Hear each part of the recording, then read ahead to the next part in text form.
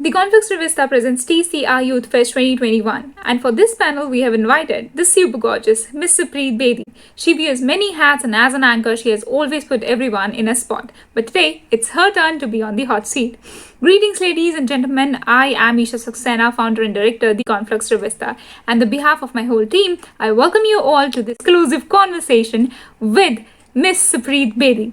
The Conflux Rivista is a youth-led team aiming to explore opinions of youth through stories, music, webinars, and other forms of art. Keeping in line the same, we have previously organized numerous panel discussions, open mic sessions, and other events on our platform. Speaking about the TCR Youth Fest 2021, we have an open mic session and about 15 panels in which we have invited people from all walks of life. In this particular session, it's a pleasure to have you in our midst, ma'am. Spontaneous and dynamic in nature, and an educationalist by profession, Ms.Bedi's passion lies in anchoring. In a career span of over 12 years, Ms.Bedi has hosted more than 1,800 events. Nominated for the Best Debut in Punjabi Film Fateh, Ms.Bedi has also acted in films like Rock On Zindagi, milegi, Dobara, and the popular drama 24. With an appreciable international exposure, Ms.Bedi is also a personality enhancement expert and a pageant trainer, honing the skills of future aspirants. Confident personalities is what she set out to create through her latest YouTube channel called SUPAbility by Supreet Bedi. Thank you for that lovely introduction. The conversation, ma'am, I was kind of researching about you and got to know that you have studied business management and English and computing. You even joined your family business and then you tested your ways in anchoring and acting. So how did you manage all this and diverting your career paths from business management to entertainment business to extremely different fields? How did you do that? How did you manage to do that? First look, it sounds like I'm fickle-minded, but that's not the case. I always believe that life will steer you in a particular direction. As long as you're doing your bit and trying to reach your highest potential doing that, leave the rest. It has its own way of panning out. So going back to how this actually happened, I was very good academically, always a teacher's pet, head girl of my school, one of those, right? And I thought I was doing well until a change of subject happened at the college level. You do understand that when you change your stream, there's a negative marking for it. So I was a science student because that's something that at that moment spoke to me. I think whether you call it peer pressure or you call it teacher's guidance, I was really taken to the science stream then. But in 2 years, I figured that I want to join the family business, help my parents who were both English honors majors. So I thought, well, you know what, I want to do that too. So when I went to the change of stream, any college that I wanted, I would miss the cut because, percentage was taken off my actual mehnat. And I was like, whoa, why is this happening? In time, there was a college from England that came to Delhi scouting for talent.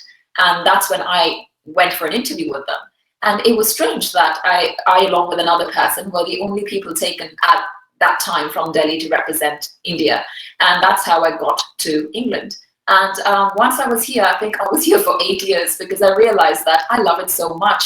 And what better way to learn English than be in the land of English, right? So there I was amongst Queen's English, and it was a great way to start. And I'm thinking, there I was crying away saying, you know what, I didn't get the college of my choice, but look what destiny's done. It's put me in a place where now I'm ready to explore and learn more and sort of find out who I am. And that's where I got intrigued about personality as well, and did various courses while in England. And business management and English honors is what I chose then. And there was a boom in IT straight after, and the people who were getting job offers in IT were getting paid at least 5 times more. And the school fee was really exorbitant here in comparison for international students in England. Now, to survive that, to pay your rent, to get a car, it was a lot of expense. And I thought, if I get into IT, everything will be sorted. And I really had also inclination towards that. I was doing C++ in school, and I was good at computer sciences. So what do? I do masters in computing, and thankfully got a distinction in that, and got a job here and got a work permit, and therefore the stream changed again. So this was life kind of, showing me the path, and I just kept following without thinking, I must have wasted all the money before. Why did I do business management? Why did I do English? I'll tell you something I really believe in, and this is for everybody who's watching today. Education will not necessarily define your career, but it will define your personality. So you just use all these experiences to shape who you are. You may end up in a job totally different, like mine, anchoring. It's got nothing to do with computer science or business management or English honors. But all those 8 years refined me and made me who I am today. So this is how all my shift happened. And then I was back to India. So that's where anchoring found me. Even I was a science student back then, and then I changed my career path into arts, and currently I'm pursuing international relations. Even my parents, they were like, what do you want from life? Why are you so confused? So I was like, okay, this happens. Yeah. So you see, after listening to your story, I'm curious about how did this turning point happen? Like from business management to anchoring and acting, there are lots and lots of other fields you could have chose, but you went for this particular thing. So what was that moment that you realized that anchoring and acting or the entertainment business is the thing that you are meant for? Really be honest, it chose me. I'll be very honest about that. So this is what happened. Now this is my life in England. It's I'm really all charged up. I'm getting a good pay. I have a house of my own. I have a car. I'm doing well. And then I get a news that my father takes really ill, and I'm the oldest of the siblings. So as responsibility kicks in, as how most Indians are family people, I wrapped up my life in India, and I was in England, and I was in India, days after, managing the family business. Now, this wasn't a Bollywood thing where, you know how you will see it that ye lo bache, ye aapki aaj se ye kursi tumhari hai, and there's a revolving leather chair, and I'm like, wow, I've become the MD of a company. It's not that glamorous. It's a lot of work. I was only in my early 20s, and sadly, my father passed away. I didn't even learn the ropes of the business. My idea was to, learn something in different fields first and sort of work under people, be an employee before I get to be an employer. I had no time. So, aisi jab situation life aap pe throw karti hai, you feel betrayed, you feel resentment, you feel anger, and all those things kind of make a different you. You're not this person. So I didn't know who I was anymore. I'm fighting the world. I go to work and there are all these people who are 20 years older than me, and how do I boss them around? And I'm sure they're thinking, who's this little girl who's come to boss us around? So it was a very weird place to be. And therefore I had to be an even stronger personality to stand out, to actually be friends with these people, for them to understand that I can lead. And it was a very strange place to be. And उस moment में ना आप बहुत जल्दी बड़े हो जाते हो. So आपके पास इतना मौका नहीं होता कि you feel like, you know what, I'll just chill and see where life takes me. That is not how you would take it. So I was really working at this day in, day out, really working very hard on my dressing, because I feel with your dressing, you can actually come across as powerful. So although my age wasn't powerful, my appearance was, and that's something that people took notice of. So one day at a business lunch, there I am doing my English teaching bits with somebody. I see a standee on the side, which was a promotion for a modeling hunt, a pageant in Mumbai.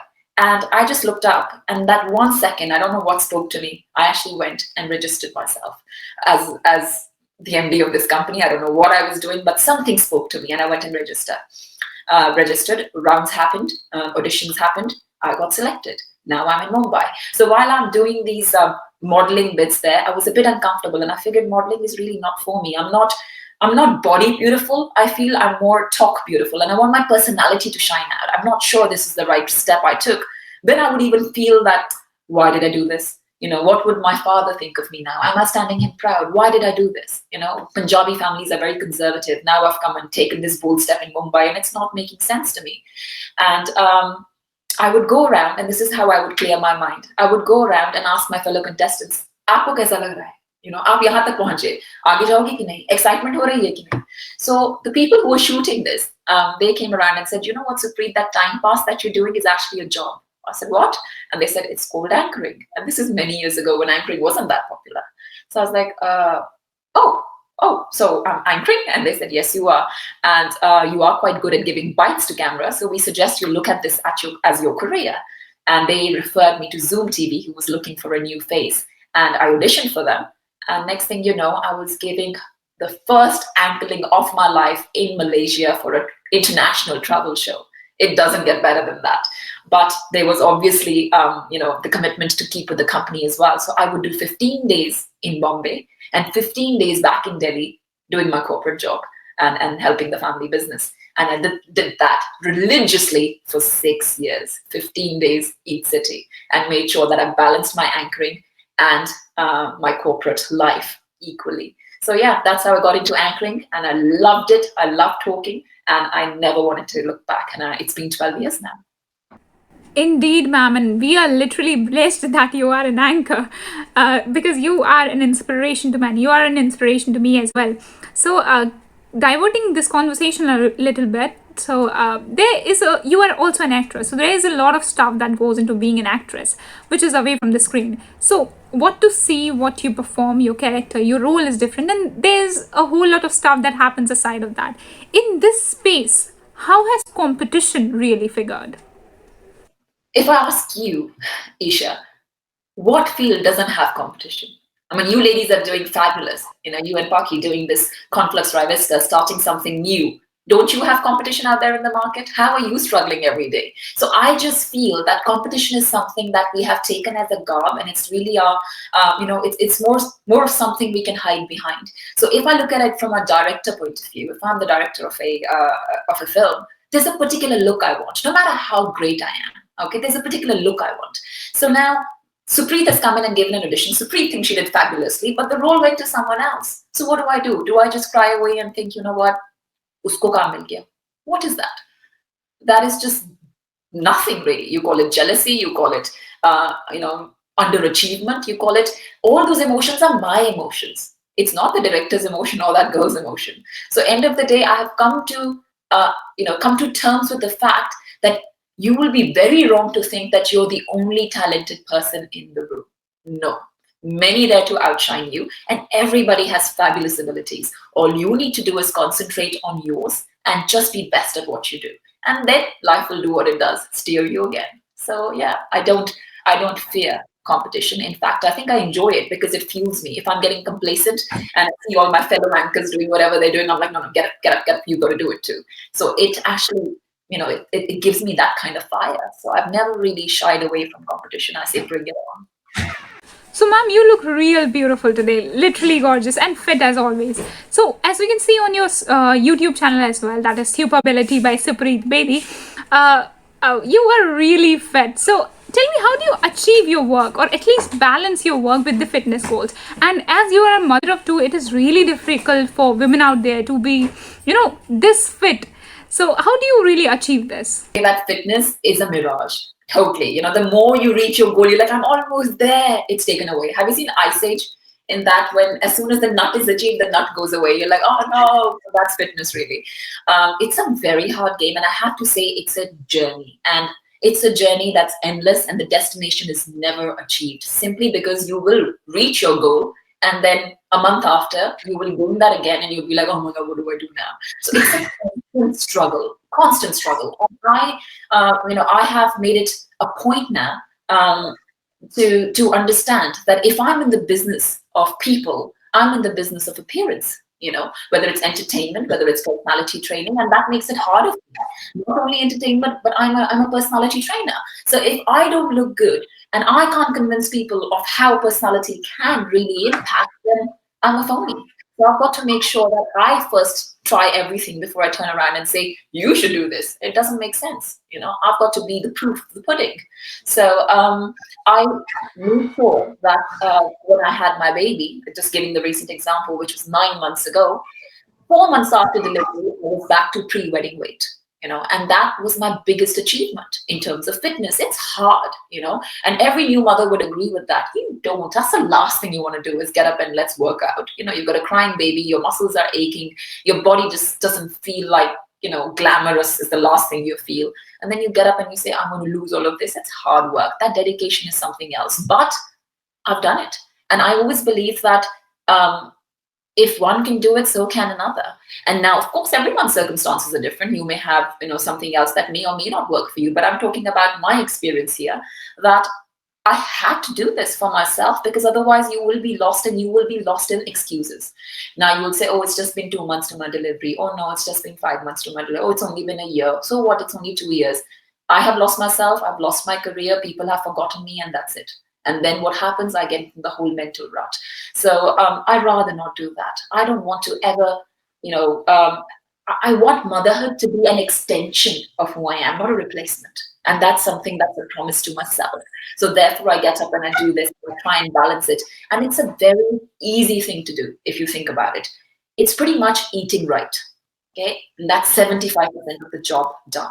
So I'm not saying starving yourself, and that's not something a new mother should do anyway. But I ate right.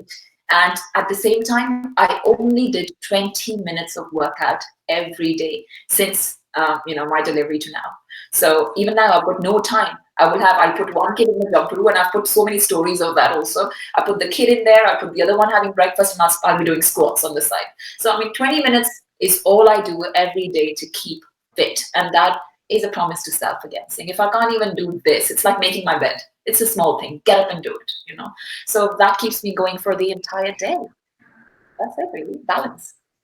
So, ma'am, after hearing this, I am really, really curious to know your fitness journey. Like, have you been this fitness conscious from the starting itself, or has this started after delivery? Pretty much, really, all my buried memories are coming out right now. Khod ke. So that's what you're doing. So basically, I remember myself sort of pre-16, right? And she was a Punjabi girl, proper authentic Punjabi girl who loved her food. Bring me rajma chawal, paneer makhani, I'll have it any day. A heap. My father used to actually stop me. You tell my mother, isko roko, ye kitna khati hai? So I was just in love with food, and that's all that mattered. I had a double chin, and I was just this girl who was in her own bubble. And then at 16, what happens? You obviously are sort of more into secondary school, getting ready for college and stuff like that. So you start seeing yourself from other people's eyes. And that is a revelation. That's when you figure, oh my gosh, I've been in my own bubble. What do I do? So that's when I realized that I need to get up and do something about myself. And I was always on stage doing debates and declamations. And I thought, well, it doesn't hurt to actually look after yourself too. So my father just then had got a multi-gym, which was very new at the time, that had been in the house. So every morning before school, I'd be doing 10 things here and 10 things there and 10 things just before I catch the bus. So I slowly started getting into fitness and got the concept of eating right, in the sense that there's no need for eating 3 parathas I can do with one. Or, just maybe give it a bit of a gap. So things changed. Our eating habits changed. That's, our sham ko samosa khana had changed. I started having smoothies instead. So all of a sudden, that consciousness came in. So I would say my journey started at 16. And when I came abroad, yahan sara kaam khud karna padta hai. So you can imagine at the age of like 17 or just turning 18, I'm thinking, how do I wash my clothes? How do I do the dishes? How do I make food? So जब आप खुद खाना बनाते हो तो फिर ना दाल मखनी याद आती है ना, वो मम्मी का प्यार था वो सारा शेयर हो जाता है, and then all you've got left is actually what you should be. So I lost a lot of weight when I went to uni, but in the right way. And then realized that people do look at you differently. They're very athletic here, and it's not laziness was nowhere to be seen. So procrastination actually left my life. And I became this active person, waking up early, going to uni, then finishing and doing my job till 11 p.m. because everybody has to work here. कोई काम बड़ा या छोटा नहीं होता. So India में होता है क्या लड़की जूते बेचती है, abroad में ऐसा नहीं होता है, मैंने जूते बेचे हैं. And I used to treat them like diamonds. What would you like to see? Look at this heel. So it was very different, and I did that till 11 p.m. Then घर आके मैं रोटियां बनाती थी क्योंकि मैं सब्जी बना के जाती थी. And रोटी के लिए मेरे पास बेलन नहीं होता था, तो मैं कोई भी sparkling water bottle या कुछ लेकर उसके साथ लगी होती थी. So all of us have done that, and we've become a different person. But that consciousness, the very first prick of it, I think happened when I was 16. Yeah, and never stopped. Amazing. So I'd want to know, which actress's fitness level are you envious of? I think all the actresses look damn good. Body-wise, I think Katrina Kaif, she's got a body to die for. So if I could look like her, happy. But now that motherhood has happened, I would say Shilpa Shetty. Definitely Shilpa Shetty. Because of course, I know her personally, and I've seen how dedicated she is. And I've also seen her during her pregnancy. The world of difference that you see, that is something that is another level. That is a fit and fabulous body. She does yoga. I'm a big believer of Pilates, so I've pretty much gone a similar way. But I've seen what it's done, and I would say kudos to Shilpa Shetty for actually being the mother and looking this way. Fabulous. Yes, and talking about actress Shilpa Shetty, so she has even started an app on fitness and healthy cooking tips and stuff.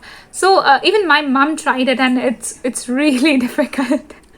So Now, I'd like to take this conversation on mental health. So, mental health is kind of a burning topic nowadays. It is indeed super important to always manage your physical as well as mental health, especially when we are living through a pandemic. How do you take care of your mental health? I would start by saying that one's sanity is of utmost importance, and you pretty much have two important factors to it. One would be your own contribution, and the second would be the pillars that surround you. So your friends, your family. So that's how the two come together to have mental sanity. So I would say that चाहे आपका एक ही दोस्त हो, but वो दोस्त ऐसा होना चाहिए that that person's got your back at any time, at any hour, and that's important. So for using that facility, you've got to make sure that you don't bottle things up, and you actually blurt them out. That's what you need to do.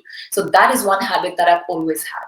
Anytime something's happened to me, it could be an argument, it could be something that's troubled me, it could be a lost project, it could be things going wrong, it could be me doing mehnat on a SUPAbility video for like 4 hours and then it just disappears. I'm like, it could be any episode that gets me irked. So once that has happened, I will make sure that I don't bottle this up. So that if somebody passes by and says, what happened? I go, nothing. No, it's not nothing. You know what happened? My work was just lost. So I just make sure there's nothing inside that bruise ever. Everything's out. I could call my family. We have a family group. I will put that on that with an emoji saying, that's it, I'm dead. My work is gone. So everybody would be talking to me saying, oh, don't worry, this, that. My husband would come and say, all right, I'll take the baby for another 2 hours. Why don't you restart? You need your contribution. You need those people to understand how you're feeling. So my first step would be get your emotions out. Do not bottle them in. And that's very, very important. So that's, of course, what's outside. Now, some people say, you know what, Supreet, I don't have that great a family system. I don't have a support system. I don't have the friends that maybe you have. And I have more competition in my circle. Then I would say, go seek professional help. Go see a shrink. सिर्फ हमें ऐसा India में लगता है कि एक taboo है that we can't go see a counselor. Log sochenge I'm mental. No. Let me be very honest with you guys. I did my first counseling session at 19. Okay? At that point at 19, it was like, oh my God, unheard of. But I needed that because at that point, there was a lot of guilt inside of me that I'm changing my stream. Why am I going to do something else when I've spent 3 years doing this course? I've spent so much, per year on this. Why am I doing this now? Am I doing right? Have I been a good daughter? Then after that, obviously my father passed away. So I needed someone to hold me strong. And sometimes you don't want to talk to family and you want somebody who doesn't know you. So I actually went and sought a counselor. It's good because again, you're putting it all out and somebody's perspective may just help you. So that's your support system. And then coming back to what you can do for yourselves, keep it real. I think what happens is when the projection that I'm trying to give to the outside world, my image, when that gets bigger than reality, then there's a lot of facade. That's just hollow, and I'm getting sunk in. It's pretty much like daldal, and then you don't know how to get out of it. So keep it real. Dream big. It's great to dream big, but keep it real as well alongside. And it's important to talk to yourself. Make sure that if things have happened that have not gone your way, talk to yourself, and it's okay. Give yourself a pat on the back every now and then. These things are very, very important. You can't take too much pressure, and that's something you need to understand. Then distraction. Always, there's a reason they say that in idle mind is a devil's workshop. You will think crazy stuff, so get away from it. Whether you're watching Netflix or you want to play a Sudoku game or you want to do something on an app, just get away. For me right now, my children are my getaway. So when something's happened which needs getting away, I just have to go giggle the little one who's only 9 months, and that's enough for me. I'll be like, all right, that's refreshing. Just find a distraction that doesn't have you sulking in the room. And please do this for yourself. Get away from why me. Ye syndrome kisi ki help nahi karne wala. Why did this happen to me? Am I the unlucky one? My life has always treated me this way. Get away from it and take charge. Do something about that, And you've got to be grateful about your life. Then only things will start happening. I had my first delivery that happened was a very tough one. And when that baby came out, I'm thinking, people are supposed to love motherhood. And I'm looking at this baby saying, you did this to me. It's a very different feeling. I'm like, aisa nahi kaha tha kisi ne ki aisa hoga. Where's my mommy love? And over time, I realized you did this to me is not going to help. This is a part of me. And it's happened, whatever's happened now. How do I recover? So my sister told me, she goes, you know what? Why don't you start writing blessings? I said, that's a great idea. So I started to write blessings every day. Although I was unhealed and not feeling good, I would say, thank you for making me feel 5% better today. I would write a diary to the universe. And honestly speaking, affirmations, things like that, reading positive stuff, listening to podcasts, start doing all of that. Music is great. Podcasts will bring value to your life. Motivational stuff, inspirational stuff. I started listening to all of that. And you won't believe, in a month, I was a different person. In 6 months, I was back on stage anchoring again. And I was like, I saved myself. Postpartum depression is very easy to get into, mental health again. But I had to get myself out. And only you can do it. Don't wait for a helping hand. Your parents will come, your siblings will come, your friends will come and say, let me help you. No, you're the only one who can dig yourself out of the situation. Pehle to usme jao mat. Do everything not to get sucked in. But if you have been sucked in, you're the only one. Change. Say, get up. Today, I'm going to start listening to podcasts. Today, I'm going to read one motivational thing every day. Something that will only be your thing and your commitment to self. And you will really beat this issue that is everywhere these days, which is depression. So before moving forward, I'd like to request the audience watching us right here and the people who will be watching us later on the YouTube channel of the Conflux Rivista to please like, share, comment and subscribe, as they say on YouTube. Supreet ma'am's YouTube channel, that is SUPAbility by Supreet Bedi. There you'll find something you wouldn't want to miss. And talking about your YouTube channel, ma'am, I was going through it and I got to know the very basic thing, that is the difference between we and W. And the thing is that we really don't even consider the fact that we are speaking such normal words which we have to use in a day-to-day conversation very wrong. And thanks to the YouTube channel of yours that I got to learn the difference. Coming on to the next question. I was going through your Instagram and at every live session of yours, we see you wearing vibrant colors, new looks and different patterns every time. So tell me, how are you like involved behind every look of yours? How do you choose these outfits to stand out every time? And how important is it for the youth or the Gen Z generation, as we call it, to present themselves in a way that not only attracts and makes them stand out, but also for their career in the show business? You're always in the business of selling yourself. And that's something that goes for anything and everything, no matter what you're doing. You don't have to be in a people-centric job, but you're still selling yourself, right? No matter what job you're in. You have a boss, you have people who are watching you. Even if you don't have a boss, you have customers, you have clients. So yeah, I think it's very important to dress impressively, because that's when people start taking you seriously. I mean, if I was to just take an analogy of a bakery, right? We go to a bakery and we see all these nice desserts around, right? But we want that one. How do you know that tastes good? You don't. What do we go by? We go by, oh, that's chocolatey and it looks so good and it's looking like it will lose out. Assumption. We make an assumption that anything that looks good will taste good, right? So why does it not apply to us? Because we are visually appealing people. That's what we do. We always say, well, if it looks good, then that must be it. So why not apply it to ourselves? So that's why I say put your best foot forward and have something that is unique about you. आपका काम शायद करने वाले बहुत लोग मिल जाएंगे, लेकिन आपके जैसे dress up होने वाले बहुत लोग नहीं मिलेंगे. For example, have a quirk.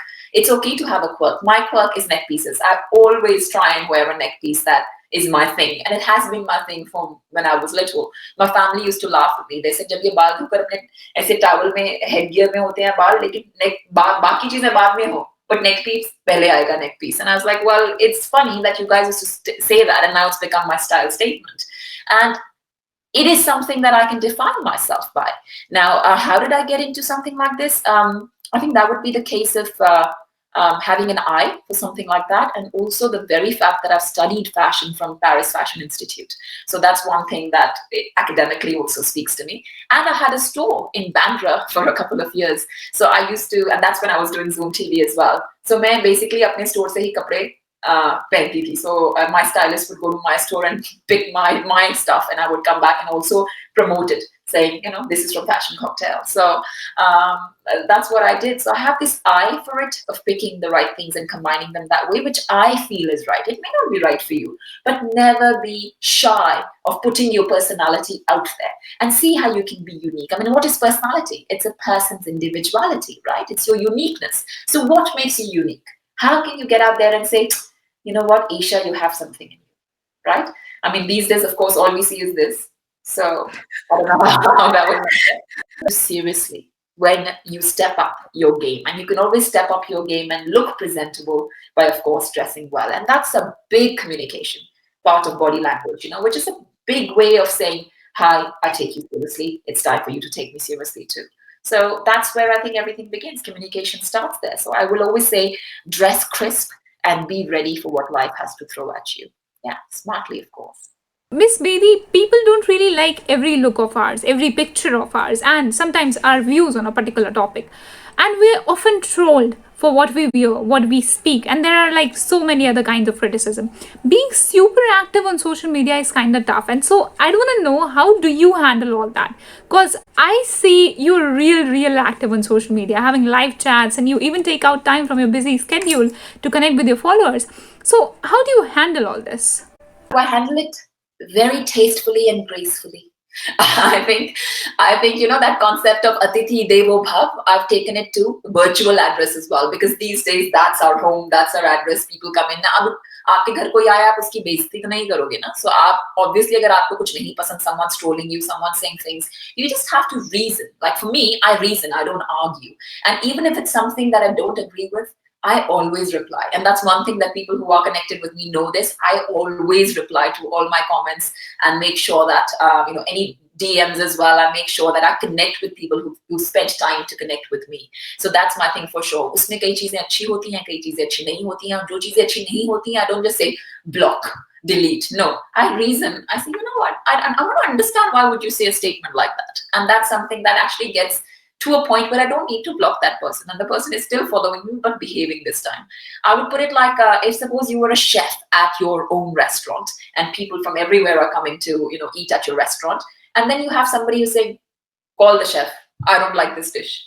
Will the chef come out and say, why did you not like my dish? I have put so much in this. No, you can't do that. You have a reputation, The very fact that this person has taken the time out and come and dined at your place, that should be good enough. Have gratitude for that.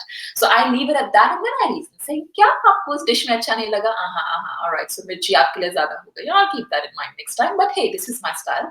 If you want something more bland, why don't you go to the next one? So I will deal with it, keeping that in mind, that that customer has actually come to me. So I'm going to still be grateful, and I'm not the one to do a nice, flavorful stuff happening in terms of nice words coming out of me. That's not going to happen. It's going to be very decent, and like I said, tastefully and gracefully. That's what I'm going to leave it at. Wow, ma'am. So, lastly, this question is real important for everybody watching us today, including me. What are some tips and tricks that you'd like to share with the world on confidence and personality development? So the biggest tip would be to invest time in yourselves, because that's something you need to do. We are in this rut of following our careers, of being somebody, of trying and just being in this rat race, that we don't really spend time on ourselves, and that's really important. And trust me, your better self will thank you for it later, that you've done that. Now, I'm sure everybody has learned something like SWOT analysis in school, our strengths and weaknesses. Remember, opportunities and threats. We used to do that for business models.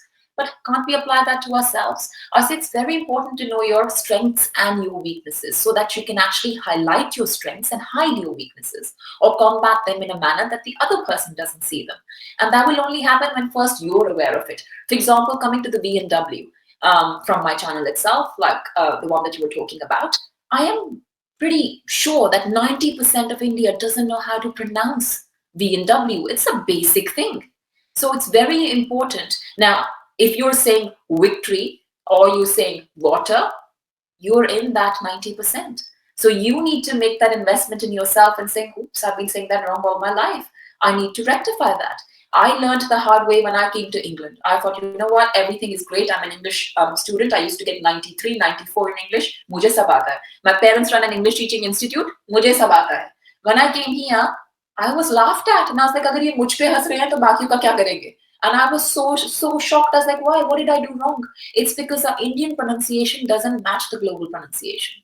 So we need to understand that we have been just learning like that. आपको ये जानना जरूरी है कि आप कितने पानी में हैं और कौन से पानी में हैं. Is that a pond or a lake or an ocean? Because as the strength increases, as the environment changes, expectation increases. You have to up your game each time to meet the next thing. So आप अगर आपको लगता है आपकी family में ना आप बहुत अच्छे हैं, that's fine. आप बाहर निकलेंगे, शायद आप अपने मोहल्ले में बेस्ट नहीं हैं. वहां से आप बाहर निकलेंगे, शायद आपके कॉलेज में, आपकी सिटी में, आपकी स्टेट में आप शायद बेस्ट नहीं है. आप वहां से निकलेंगे, कंट्री को आप फेस कर रहे हो. Then it's international. Now in today's day and age, you've got the world being one. We're all mingling with people from all walks of life and all over the world. You know, if that's happening, you need to be interacting with people very confidently. So that'll only happen when you A, know your own strengths and weaknesses and work on them, and B, understand your own environment.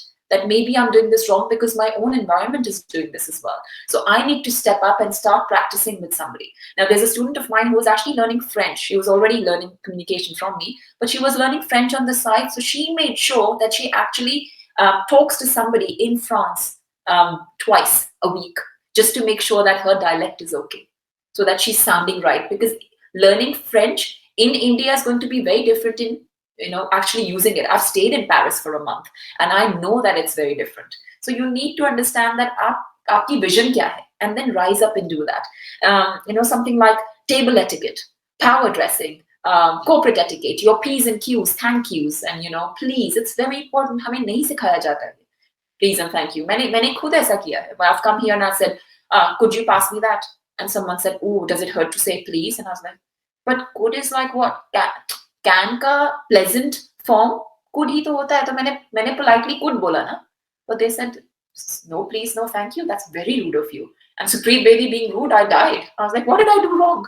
And this is me at 17. So I have invested so much time in courses, in myself, and made sure that I pick out the things that today I can teach people. And therefore, you know, this channel has come into being, which is for free. So I will urge people to please add value to your own lives. Come and, you know, watch videos that are what, 2 minutes, 3 minutes, 7 minutes, 10 minutes max. Learn something from it.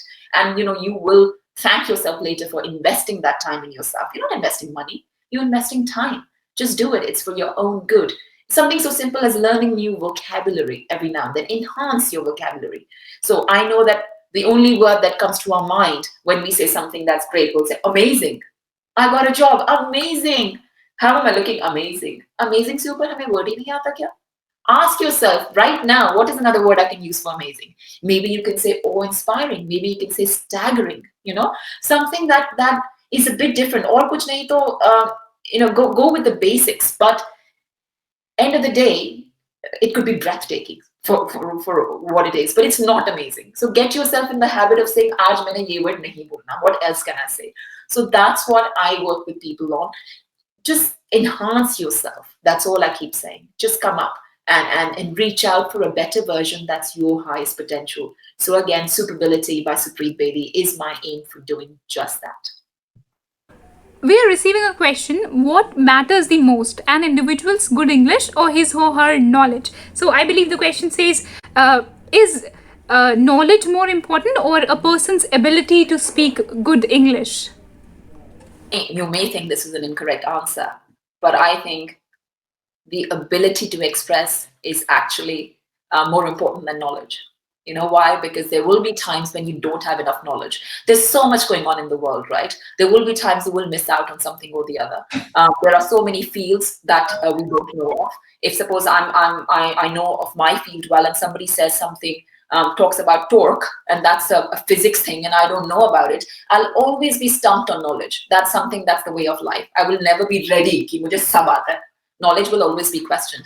But if you know how to get in and out of situation with just the way you talk, then that will be your saving grace. So I would say learn to impress with your talk. I'm going to very quickly mention here that I was called in for a job with a very high corporate in England. and I had just finished my master's, and I was looking for a job then in computing. So when I went in, it was a very fabulously swish office, and I was getting like goosebumps saying, oh my God, like a table that could feed, that could probably sit about 40 people, like that huge table, and everything was like so prim and proper. And the guy came and asked me everything to do with accounting. I had no idea.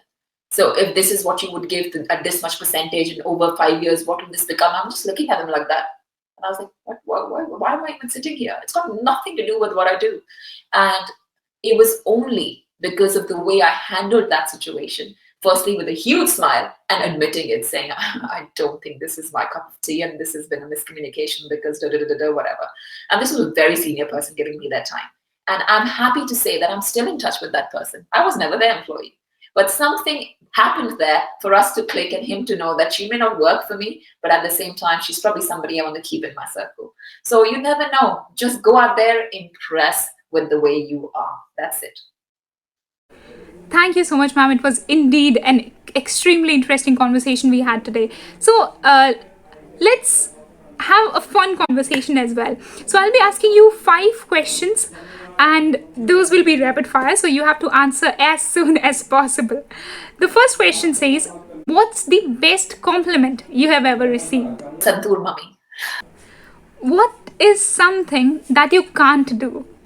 I cannot sing at all to save my life. No, I can't sing to save my life, like I said.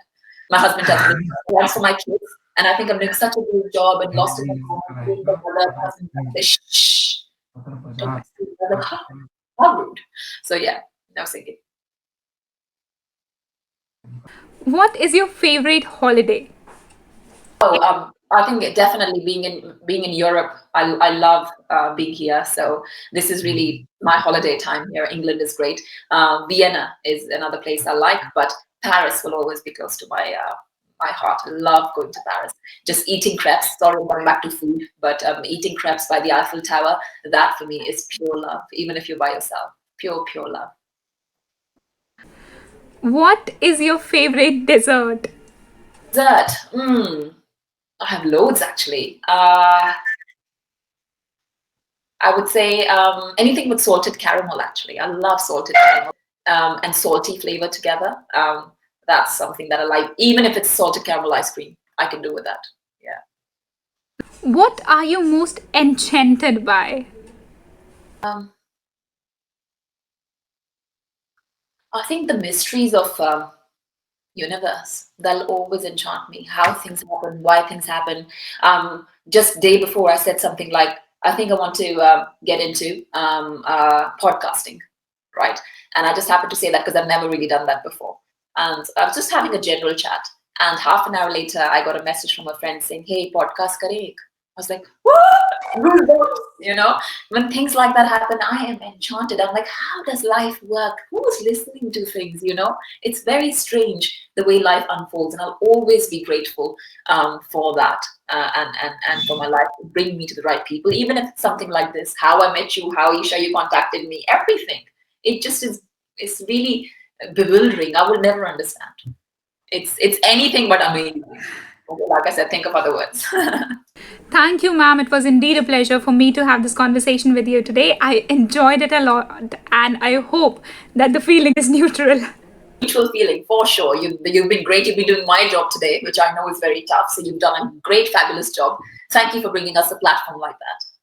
Thank you so much, ma'am. So as we come to the end of this session, it's my honor to thank you, ma'am, for agreeing to have this conversation with us. I'd also like to thank all those who have graced this event with their presence and contributed their parts to make this event a resounding success. Ma'am, we are truly honored to have you, and we hope that we'll be in touch in the future as well. Thank you so much for joining in. All right. Thank you then. Bye-bye.